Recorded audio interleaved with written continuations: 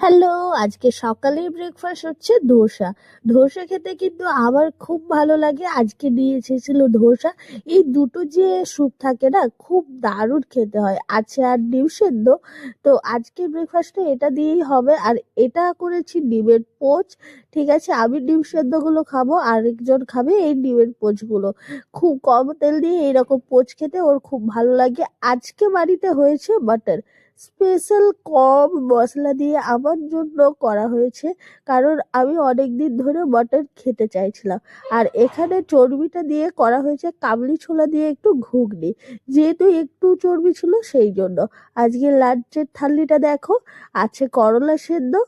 আর এই যে দেখতেই পাচ্ছ, আগের দিনের সবজি একটু রয়ে গেছিল, শীতকাল যেহেতু নষ্ট হয়নি তাই খেয়ে নেবো এটা আজকে।